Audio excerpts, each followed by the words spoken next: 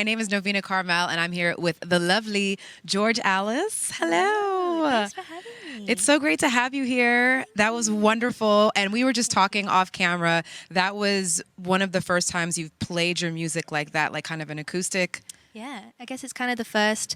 Some of those songs I hadn't even really played before, never mind like stripped back with nothing to hide behind, but usually I play with, a band and it's a big pop show and I make it, kind of, pretty funky. But this time I just thought I may as well strip it back. It's my first time playing outside of Australia, so I thought just show everyone what the music's really about. Yeah. Amazing. It's the first time. That's so cool. Yeah. How did it feel doing it that way as opposed to with the full band and stuff? You know what? It felt really nice. It was like a real, I wrote these songs and some of them I wrote, I started them in my bedroom and then I got to just play them with my guitar and I'd show them to my mum and dad on my guitar and I kind of felt like that kind of energy coming on the stage here and doing that. So it felt really nice. Really wholesome. Are your mom and dad some of the first people that get to hear the songs that you're working on? Yeah, they're always, I always even if I'm away, now when I'm writing music and I just sent, I text them the MP3 and what do you think? Nice. What do you think about it? But yeah, they're my biggest fans, so it helps. And are they musicians as well? No, I mean my dad plays guitar and he really loves music, but they just really love music, so it helps. Nice. Yeah. And your dad plays guitar and you play guitar. Did he teach you how to play? He did. Yeah, Sweet. It's really sweet. He taught me when I was maybe five or six. Nice. And it just kind of stuck with me. Awesome.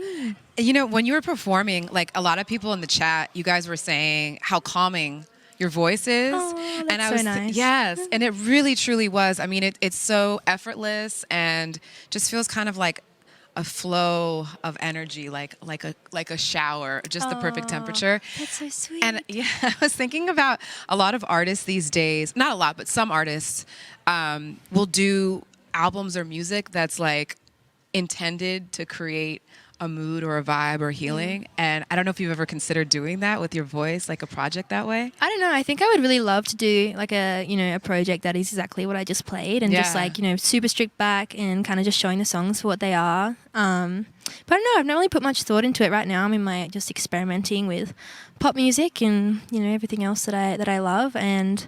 Yeah, just kind of seeing where that takes me. But I think, diving into something like that would be great because, I love to sing and I love to perform, but I also love to strip everything back. And I'd never really had the confidence to do it. But today, what a day to start. What a day. With a loving audience. Only 10,000 folks watching on Twitch. Hello, hello, hello.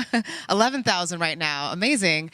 And so it's actually a really interesting and exciting time for you in general because your debut EP just dropped in February, right? Mm-hmm. And you just had a birthday last week. Yep. 19 years old. Yeah. Is it feeling like there's a lot happening for you right now? I think so. I feel like, especially Australia has been, the whole world has been very locked down, but Australia has kind of been a little bit behind the eight ball with things. And it's a lot harder for us to jump between states. And, where I'm from is kind of segregated from everywhere else. And there's not really a lot of music and not a lot of culture happening there. So yeah, it was kind of difficult to navigate it. So I feel like now I've jumped into this world of 2022, and I come overseas and haven't been overseas in so long and doing all this stuff. But it's feeling really natural. I feel like we were sitting in our houses for 2 years, just wondering what's going to happen. We sure were. Yeah, so we're wondering what's going to happen, and this seems to be the natural course of things, and it's super amazing that these things are happening to me. But yeah, it is. And I'm curious. I mean, you're a young artist, but you've been doing this for a few years now, and I can tell that you have a strong vision for yourself. And I wonder if through the experience you've had so far, if you have any advice for other young artists who are just starting out.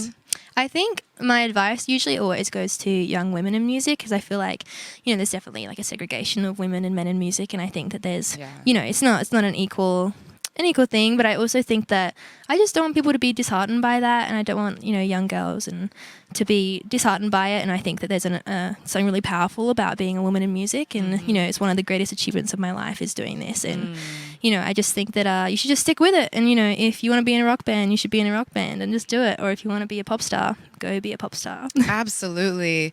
Now there are some AMA questions from the audience, which is Ask Me Anything. Or I guess they didn't get popped in. I saw that they were there, so I remember someone was asking something funny that I had to Google, and they said, ask her if she likes Macca. And I was like, what's Macca? And is that McDonald's in Australia? Oh, Macca's? Macca's? Yeah, Macca's. Macca's, yeah. Macca's is the Aussie way. I feel like you either put an O on the end of everything or just like abbreviate things. Okay. It's just lazy, but like, you know, Macca's, it's McDonald's. Okay, yeah. got you. Yeah. And I was wondering, I know that at one point you were a fan of bubble tea. Have you had any bubble tea since you've been in You know LA? what? I've not had any bubble tea since I've been here. Are you still a fan of bubble tea? I am, but just not as hardcore as I was. I was probably really bad. What's but the stage of beverage that you're in now? I'm actually Lattes? lattes. I've hit the coffee part of my life, and it's going well. But I've kind of been living off of Starbucks since I got here. Okay, We understandable. don't have yeah. that in Adelaide, so I'm living it up. So you talked about busking and writing your own original music at the age of 11. Yeah. How did you get started so young? Like, what age did you realize that you actually had a talent? Well, I never realized that I had a talent. I don't know. I just kind of liked listening to music, and I loved playing music. And I joined a band when I was in school, like in primary school, and you know, was just like really young and surrounded by music. And I just like wasn't really like intrigued by anything else. So I just went with it. Thought it was a fun hobby. I just didn't really think that, you know, music was a job or I could ever do it seriously or I would be taken seriously. But I kind of got to maybe like 10 and I was like, I'm going to go play guitar and sing some covers in like cafes and bars and stuff with my parents. And, you know, they'd come and watch and it would be really 10 sweet. years old? Yeah, it was It's amazing. it was pretty cute. But Did you feel nervous or did you feel confident at that time? well, when I first started, I would always play with my guitar teacher at the time, and she would play guitar, and we'd both do it together. But I would never do it by myself at that age. But then I got to like, you know, maybe 13 to, you know, start just stepping out on my own and playing in cafes and wineries and stuff, which was really good. You know, I feel like it prepares you for stuff like this because you know it's kind of a similar energy, which I think is it's really nice. Yeah, really nice. And recently you did an interview with Australian media where you were talking a little bit like about your explosion in popularity, and you were like unknown at one point and now you have a lot of followers, and just like has that felt like a fast change to you or like an organic good pace? I feel like at first it was definitely like a lot all at once, but you know, I have a really good support system. My parents are super supportive and they've always wanted me to just be happy and do what I want to do. So it's kind of just, you know, but they've been super supportive, and I just thought if I have them around then everything's going to be fine, and just kind of follow what I want to do. And if I don't want to do something, there's no real pressure to do it right now. It's always going to be there. But yeah, so I feel like at first it was a lot, but you know, the last 2 years of the pandemic gave me a lot of time to figure things out and grow up, because I literally just needed to not be a baby anymore and grow up in age. It's okay. You could be a baby as long. I'm still a baby in some way. Just, like, just get the balance going. Exactly. But like we all have our baby moments. We you know? do. Just like I can't do it anymore. Yeah, that is exactly me. Yeah. So let's get to our Mitsubishi Drive Your Ambition question of the night, which has been voted on by the chat. They had a few options of what they wanted to ask you. Okay. And so we've landed on the question of what is your favorite track to work on? Well, what was your favorite track to work on your EP? I think my favorite was Haunted, which I played tonight. I wrote it with my friend Gab Strum, who's in Japanese Wallpaper, and Ethan Gruska. And I love them both so much, and I worked on a lot of stuff with Gab on that EP.